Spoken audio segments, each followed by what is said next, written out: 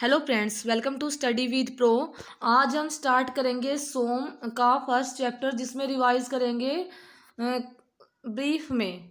ठीक है, जो कि कमिंग एग्जाम्स है जिसमें एमसीक्यूज या शॉर्ट क्वेश्चंस आते हैं, उसके लिए हेल्पफुल रहेगा। तो जो फर्स्ट पार्ट है, चैप्टर 1 है, इसमें properties of metal and strain, stress and strain, ये फर्स्ट चैप्टर है। तो आज इसको दो पार्ट्स में कर लेंगे। ठीक है, एक तो properties of metals and then stress and strain. ठीक है, ताकि वीडियो लंबी ना हो जाए। सबसे पहले इंपॉर्टेंट मैकेनिकल प्रॉपर्टीज है, उनके बारे में डिस्कशन कर लेते हैं। सबसे पहली प्रॉपर्टी इलास्टिसिटी। इलास्टिसिटी क्या होती है? वो प्रॉपर्टी होती है जिसके द्वारा जो मटेरियल है डिफॉर्म होता है, यानी कि एक वो property by virtue which material deform under the load is enabled, यानी कि जब तक लोड लगेगा तब तक वो डिफॉर्म हो जाएगा। और जब भी लोड को हटा लेंगे, यानी कि लोड को रिमूव करेंगे, तो क्या है, रिटर्न करेगा वो ओरिजिनल पोजीशन पे, या ओरिजिनल जो डायमेंशन थे उसमें वो रिगेन कर लेगा लोड को रिमूव करने के बाद। मतलब इलास्टिसिटी वो प्रॉपर्टी है, मटेरियल डिफॉर्म होगा जब तक कि लोड लगता है तब तक वो डिफॉर्म होगा, लेकिन लोड को हटाने के बाद वो ओरिजिनल डायमेंशन में आ जाएगा। ठीक है, तो इसके लिए हमें क्या क्या रिमेंबर करने की रिक्वायरमेंट है? जब भी बॉडी कंप्लीटली रिगेन करेगी ओरिजिनल शेप को, तो वो कौन सी बॉडी होगी? Perfectly elastic. परफेक्टली मतलब कंप्लीट, जितना वो पहले था जब लोड लगाया उतने, उस लोड को हटाने के बाद में उसकी कंप्लीट पहले जैसे शेप साइज वही आ गया, तो वो परफेक्टली इलास्टिक हो गई। और इलास्टिक लिमिट क्या हो गई? जो कि पार्शियल इलास्टिक लिमिट वो लिमिट होती है कि जहाँ पे इलास्टिसिटी है किसी भी मटेरियल की, तो वो पार्शियली, यानी कि वहाँ से स्टार्ट हो जाएगी, यानी कि उस लिमिट से वो पार्शियली ब्रेक होगी। फिर उसके बाद अगर हमने स्ट्रेस लगाया और उसके बाद मैंने वो लोड लगाया, तो क्या होगा? उसके बाद वो परमानेंट डिफॉर्मेशन होगा इलास्टिक लिमिट के बाद। देन जो स्टील, एल्यूमिनियम, कॉपर, कंक्रीट, इसको करते हैं perfectly elastic with in certain limit, यानी कुछ लिमिट तक इनको हम परफेक्टली इलास्टिक बोलते हैं। देन प्लास्टिसिटी क्या होता है? वो करेक्टरिस्टिक्स होती हैं मटेरियल की जिसके द्वारा इन इलास्टिक स्ट्रेन डेवलप होगा। मतलब कि अगर इलास्टिक लिमिट के बाद में हमने स्ट्रेस लगाया, तो क्या होगा? इन इलास्टिक मतलब कि वो लोड को रिमूव होने के बाद में वो ओरिजिनल शेप पे ना आए। ठीक है, तो मतलब वो प्लास्टिकली डिफॉर्म हो गया, यानी कि परमानेंटली डिफॉर्म हो गया। और ये कहाँ पे होता? बियॉन्ड दी इलास्टिक लिमिट होता है, जिसको बोलते हैं प्लास्टिसिटी। और इसमें याद करने वाली बात क्या है कि इस प्रॉपर्टी यानी कि प्लास्टिसिटी के द्वारा, यानी कि कुछ ऑपरेशंस होते हैं जैसे कि प्रेसिंग, फोर्जिंग, रोलिंग, तो इसमें क्या है, ये ऑपरेशंस के लिए हेल्पफुल रहेगी प्लास्टिसिटी। मतलब कुछ ऐसे ऑपरेशन होते हैं जिसमें हमारी रिक्वायरमेंट ही यही होती है कि प्लास्टिकली डिफॉर्म हो, कंप्लीटली डिफॉर्म हो। और जब भी लार्ज डिफॉर्मेशन होगी, जैसे कि डक्टाइल मटेरियल है, जब भी प्लास्टिक रीजन तक उसमें अगर लोड लगाया, तो उसमें क्या है कि उसको कहते हैं कि प्लास्टिक फ्लो, यानी कि वो उसको कह सकते हैं कि प्लास्टिक फ्लो हो रहा है कुछ। और ये प्लास्टिकली डिफॉर्म किस में होता है? डक्टाइल मटेरियल में ही होता है, और प्लास्टिक रीजन तक हमें उसमें लोड लगाना पड़ता है, और उसको क्या बोलते हैं? प्लास्टिक फ्लो हो गया है मटेरियल में। देन डक्टिलिटी क्या होती है? वो प्रॉपर्टी जो कि परमिट करती है मटेरियल को ड्रॉन करने के लिए लॉन्गिट्यूडनली टू रिड्यूस सेक्शन, यानी कि लॉन्गिट्यूडनली क्या करेंगे हम? उसको डक्टिलिटी को उसको खींचेंगे, टेंसाइल फोर्स उसमें लगाया, तो उसका जो क्रॉस सेक्शन है तो वो क्या हो जाएगा? डिक्रीज हो जाएगा। ठीक है, अगर टेंसाइल फोर्स उसमें लगाया तो जो फोर्स है जो कि क्रॉस सेक्शन पहले ये था, देन उसके बाद में ये लॉन्गिट्यूडनली इंक्रीज हो जाएगा, ये क्रॉस सेक्शन उसका डिक्रीज हो जाएगा। ये क्या प्रॉपर्टी है? डक्टिलिटी। उसमें याद करने वाली बात क्या है कि डक्टाइल जो मटेरियल है उसमें क्या है? हाई डिग्री ऑफ प्लास्टिसिटी होती है और उसकी स्ट्रेंथ ज़्यादा होती है। और डक्टाइल मटेरियल की लो डिग्री ऑफ इलास्टिसिटी उसकी कम होती है। और ये हेल्पफुल किस में रहता है? वायर ड्राइंग ऑपरेशन के लिए हेल्पफुल रहता है। देन आता है ब्रिटलनेस। ब्रिटलनेस, अगर डक्टिलिटी नहीं होगी तो क्या होगा? ब्रिटल होगा। ब्रिटलनेस जो कि हम उसको वायर्स में या टेंशन उसमें टेंसाइल फोर्स नहीं लगा सकते, या उसमें कंप्रेसिव फोर्स नहीं लगा सकते, यानी कि कम लगा सकते हैं, तो उस वो हो गया ब्रिटलनेस।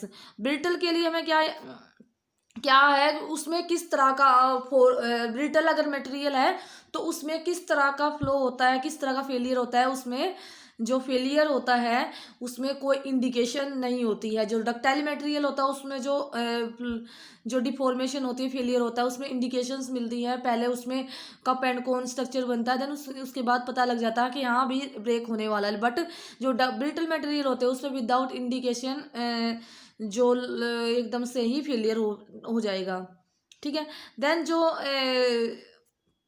जो आइडियल ब्रिटल मटेरियल क्या है, जो साधारण जो ग्लास है हमारा, वो ideal as a ideal brittle material consider करते हैं। और cast iron, concrete, ceramic material भी ब्रिटल मटेरियल है। देन आता है मैलिएबिलिटी। मैलिएबिलिटी क्या होती है, वो प्रॉपर्टी होती है मटेरियल की जो कि परमिट करती है मटेरियल को एक्सटेंड करने के लिए हर ऑल डायरेक्शन में विदाउट रैप्चर, यानी कि बिना रैप्चर हुए एक्सटेंड करेगी हर एक डायरेक्शन में मटेरियल को।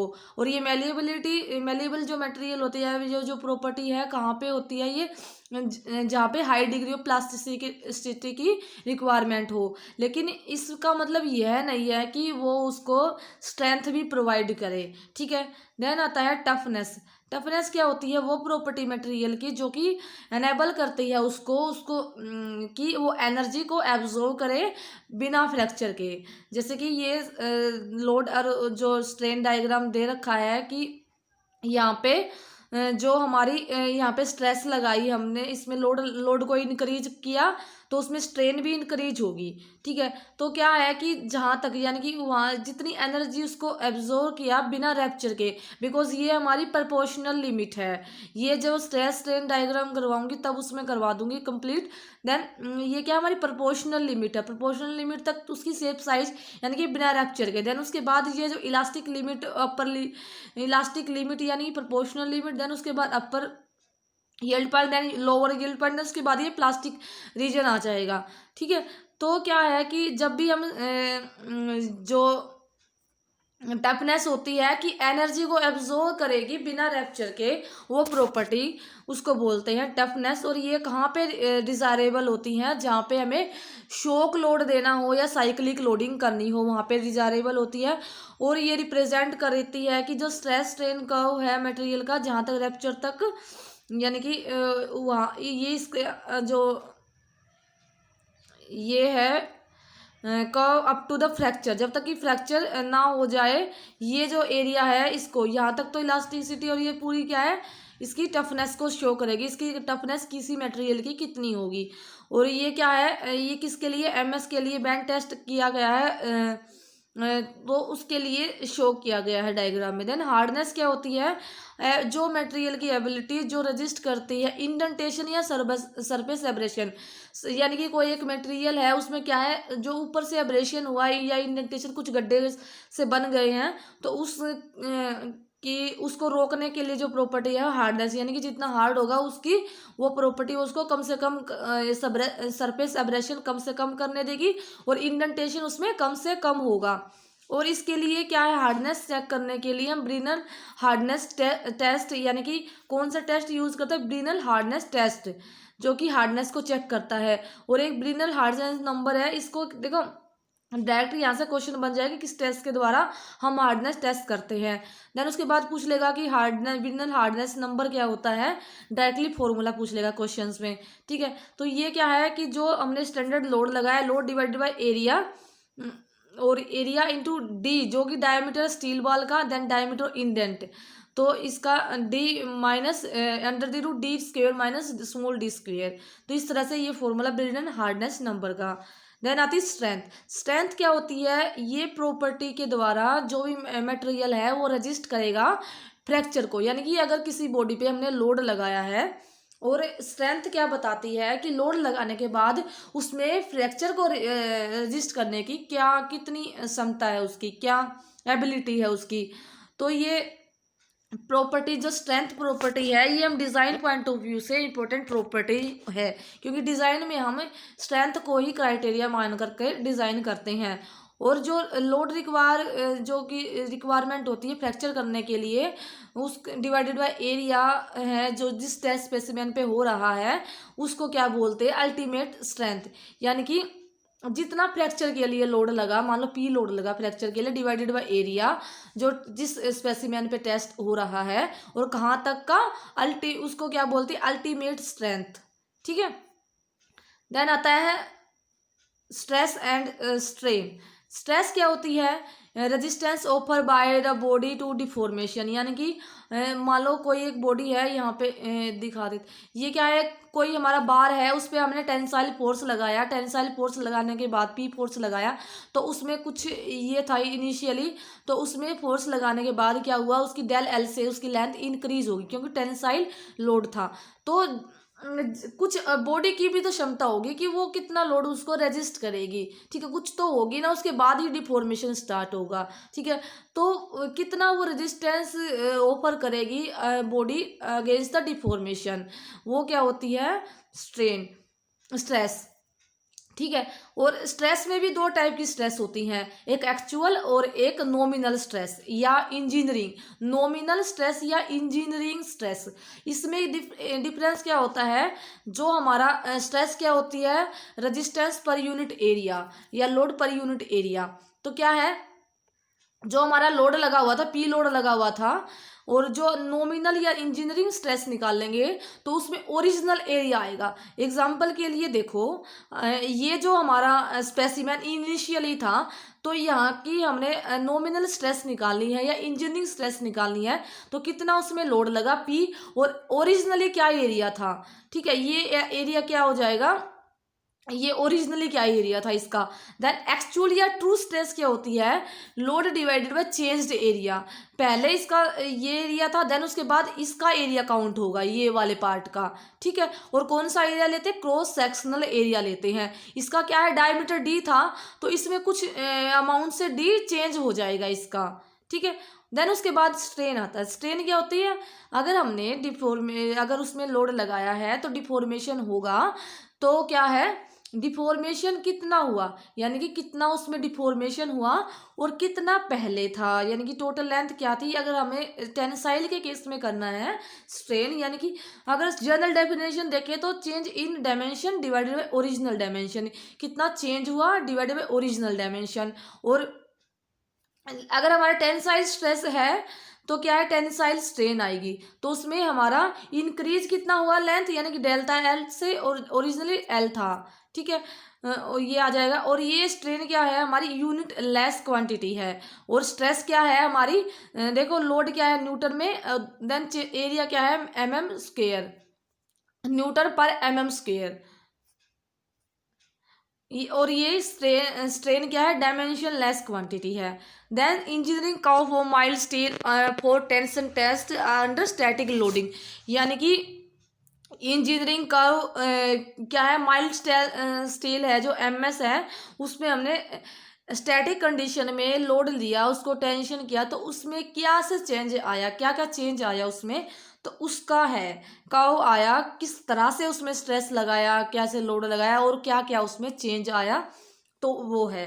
देन देखो इसमें लिमिट्स हैं, पॉइंट्स दिखा रखा है कि ओ A B C dash C, ठीक है, डी ई एफ। तो क्या है कि ये स्ट्रेस है और ये स्ट्रेन है। ठीक है, तो ओ ए क्या है हमारा, स्ट्रेट लाइन को रिप्रेजेंट कर रहा है, ये क्या है हमारी प्रोपोर्शनल लिमिट, और यहाँ तक हुक्स लॉ वैलिड रहता है, प्रोपोर्शनल लिमिट ओ ए तक और हुक्स लॉ वैलिड होता है। हुक्स लॉ क्या है, stress is directly proportional to the strain, stress is directly proportional to the strain within elastic limit, ये क्या है, हुक्स लॉ है, विद इन इलास्टिक लिमिट जरूर याद रखना।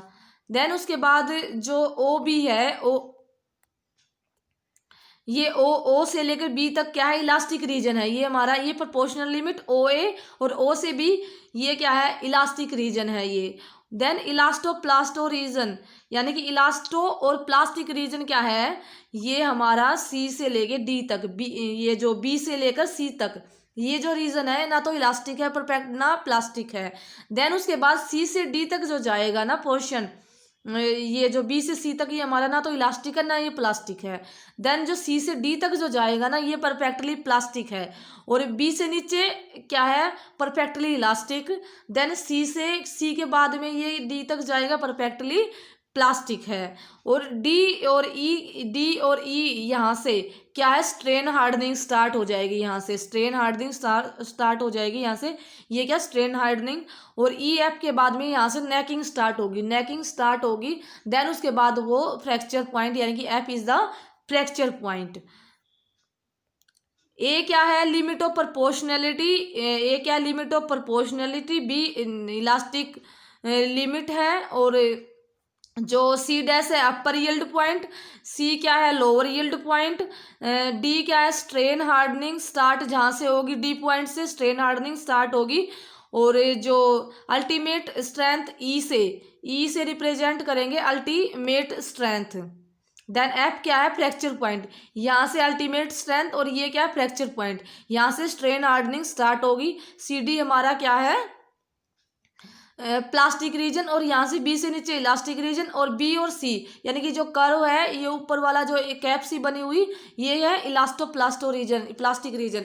ना तो इलास्टिक है परफेक्टली, ना प्लास्टिक है।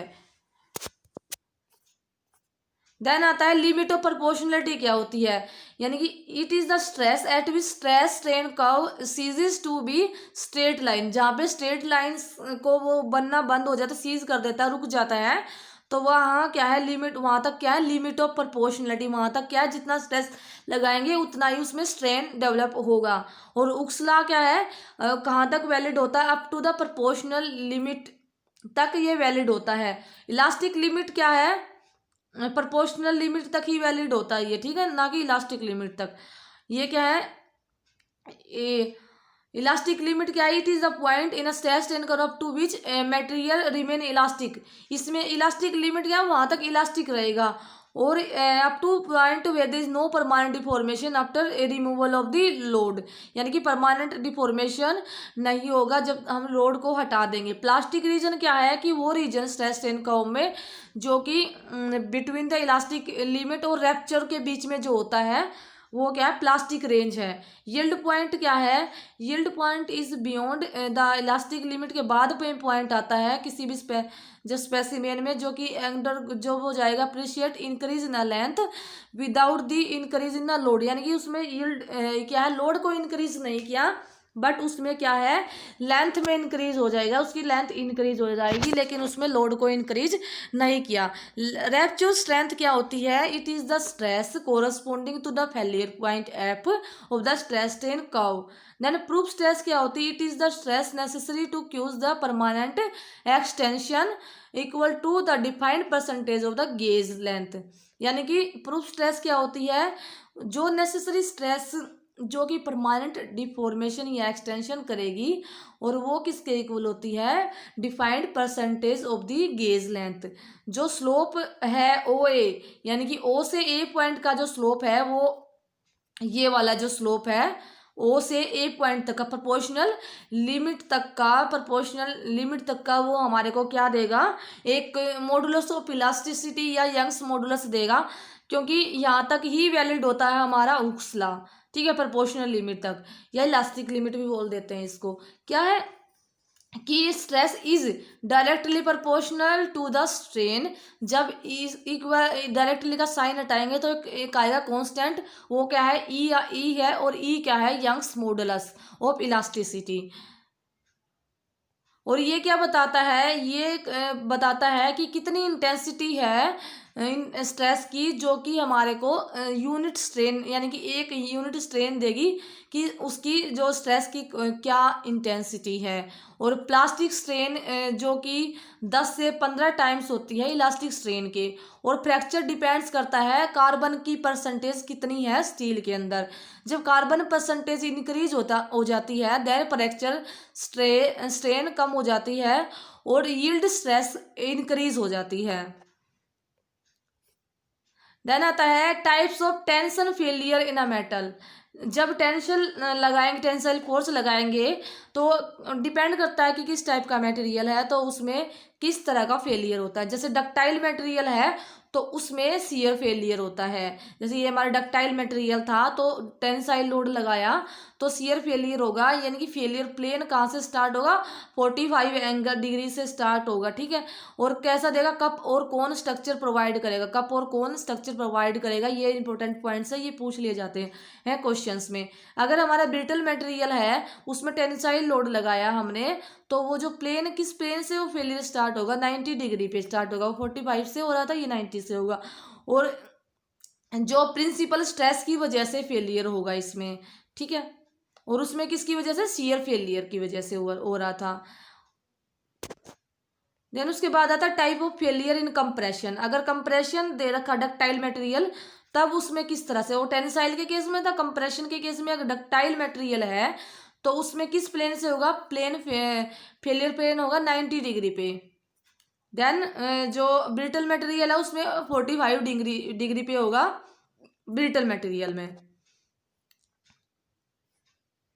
देन आता है stress strain graph for various type of steel या मटेरियल के लिए किस तरह से रहेगा। ये वही है कि प्रोपोर्शनल, ये माइल्ड स्टील के केस में हमने एनालिसिस की थी। देन उसके बाद जो आता है हाई यील्ड स्टील या हाई टेंशन स्टील के केस में, तो क्या है, हाई यील्ड स्टील में क्या है, उसकी इंक्रीज हो जाएगी लिमिट, प्रोपोर्शनल लिमिट। देन उसके बाद इस तरह से फ्रैक्चर होगा, उसमें एकदम से हो जाएगा। इसमें क्या प्लास्टिक रीजन आएगा, फिर फ्रैक्चर होगा, यानी कि स्ट्रेन हार्डनिंग होगी, फिर इस तरह से मतलब फ्रैक्चर होगा। इसमें क्या है, एकदम से वो हुआ और एकदम से हो जाएगा, यानी कि एकदम से इंक्रीज हुई उसकी इलास्टिक रीजन, इंक्रीज हुआ, लेकिन उसके बाद क्या हो जाए, फ्रैक्चर हो जाएगा। और हाई टेंशन स्टील में क्या होता है, प्रोपोर्शनली इंक्रीज होगा एकदम से, फिर एकदम से फ्रैक्चर आ जाएगा। और जो माइल्ड स्टील के केस में क्या होता है, एकदम से फ्रैक्चर नहीं होता, कुछ टाइम बाद होता है। जो all grade of steel have same Young's modulus but different yield strength, yield stress, यानी कि स्टील जो होते हैं उसके क्या है, यंग्स मॉडुलस तो सेम होता है बट यील्ड स्ट्रेस अलग अलग होती हैं। जैसे कि ये एग्जांपल स्ट्रेस और ये ई में दे रखा है यंग्स मॉडुलस में, तो क्या है, ये अलग अलग मटेरियल दे रखे हैं। रबर के केस में किस तरह से होगा, ई देखो कितना कम हो रहा है, कंक्रीट। देन वुड के केस में किस तरह से, यानी कि ई की वैल्यू दे रखी है। देन उसके बाद में जो माइल्ड स्टील के केस में इस तरह से कर्व आएगा, डक्टाइल है ये। एल्यूमिनियम क्या है, उसके केस में इस तरह से होगा। ये क्या है, यंग्स मॉडुलस की वैल्यू दे रखी है। ये क्या, कास्ट आयरन ब्रिटल है, तो उसके केस में इस तरह से कंपैरिजन करके दिखा रखा है।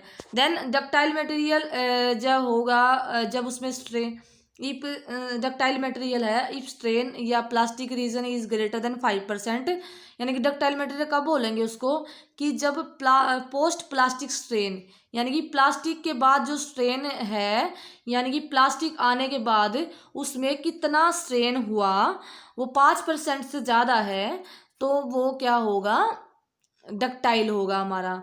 जैसे कि परमानेंट, उसके बाद क्या है कि जो undergo large permanent strain before failure, मतलब कि 5% से ज़्यादा स्ट्रेन होगी प्लास्टिक रीजन, इलास्टिक रीजन के बाद में, तो डक्टाइल मटेरियल होगा। उससे कम होगी तो ब्रिटल होगा।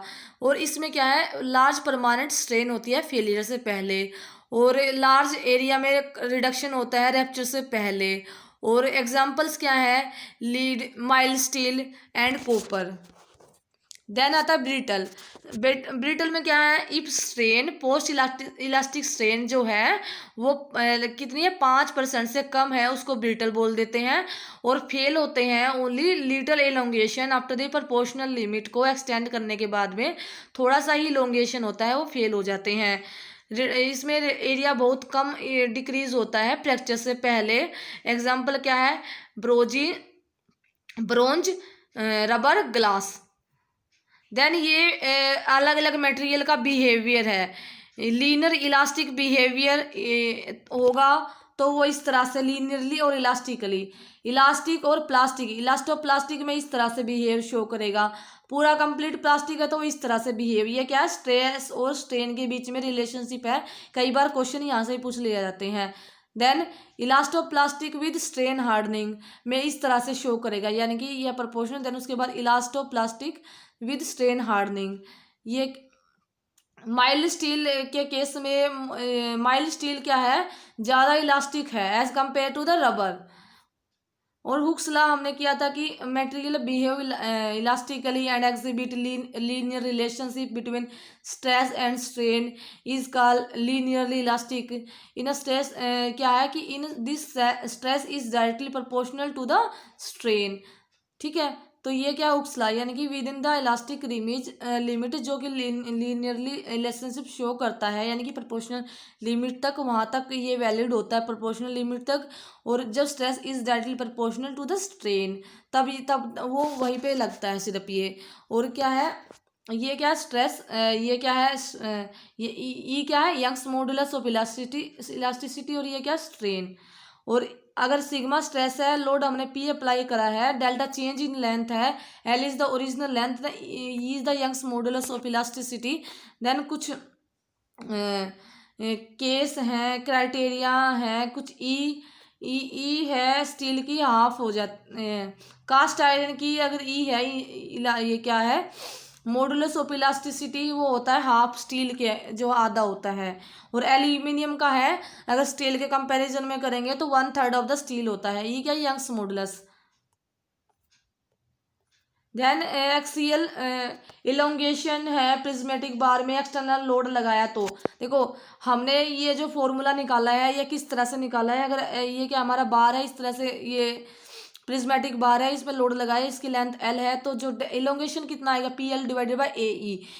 तो ये फॉर्मूला कैसे ड्राइव करा है, ये हमारा एक तो हुक्स लॉ का यूज करके, जिसमें कि ई और ये इससे, और एक क्या है स्ट्रेस इज पी बाय ए, और दूसरा क्या है स्ट्रेन, ये वाली जो स्ट्रेन है ये क्या है डेल एल बाय एल, ठीक है। तो इस तीनों का फॉर्मूला यूज करके इसमें जो पुट करेंगे हम वैल्यू, स्ट्रेस और स्ट्रेन की वैल्यू इसमें पुट करेंगे, तो हमारे पास में डेल की वैल्यू आ जाएगी, डी एल की वैल्यू आ जाएगी, कितना इलोंगेशन हुआ डेल एल मतलब डी डेल ये वाला एल, ठीक है। तो यहाँ से P L divided by A E, P load applied कितना हुआ था, L is the length, then A is the area of the cross section, E Young's modulus, ठीक है। तो हम इसको इस फॉर्म में भी लिख सकते हैं, P divided by E A divided by A L, और के क्या है, इसको हमने के ई ए डिवाइडेड बाई एल को हमने के मान लिया, ठीक है। और ये क्या है एक्सियल स्टीपनेस कितनी है, यानी कि ई ए डिवाइडेड बाई एल, ये क्या एक्सियल स्टीपनेस है बार की, और ए ई क्या है एक्सियल रिजिडिटी, और ई आई डिवाइडेड बाई एल क्या है फ्लेक्सुरल स्टीपनेस क्या है, ठीक है। और जब सेल्फ वेट से डिफ्लेक्शन हुआ बार में, तब क्या आ जाएगा, ये आ जाएगा पी एल डिवाइडेड बाई 2 ई आ जाएगा, इस तरह से। पी क्या था सेल्फ वेट है, ठीक है हमारा। देन कोनिकल बार है तो उसके केस में इस तरह से आ जाएगा, ये क्या है स्पेसिफिक, ये क्या है इस तरह से स्पेसिफिक वेट या self weight into L square divided by 2 ई, ठीक है। ये डायरेक्ट फॉर्मूलेज हैं। देन उसके बाद में जो टेपर बार है उसके केस में आ जाएगा, जो टेपर बार है सर्कुलर टेपरिंग बार है तो उसके केस में डिफॉर्मेशन या कितना आ जाएगा 4 PL divided by pi E D one into D2, ये D1 ये D2 ये लोड लगा दिया, ये L थी, 4 PL divided by pi E D1 D2।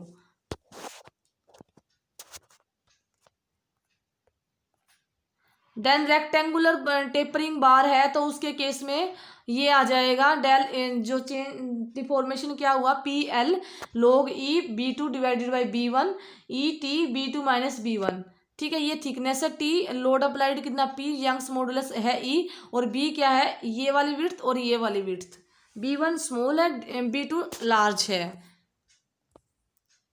Equivalent Young's modulus parallel composite bar का, अगर पैरेलल है कंपोजिट बार है तो उसमें क्या हो जाएगा A1 plus A2 divided by A1 plus A2, parallel bar है और ये कंपोजिट बार है, उसके केस में क्या आ जाएगा इक्विवेलेंट यंग्स मॉडुलस अगर निकालना है तो ये फॉर्मूला है, इसको लर्न कर लेना।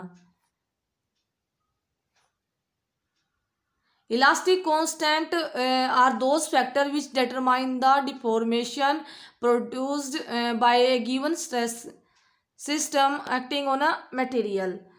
इसको मैं बाद में, कितना टाइम हो गया, टाइम हो गया, मैं इसको नेक्स्ट पार्ट में करवाऊंगी। ओके, ज़्यादा टाइम लग जाएगा।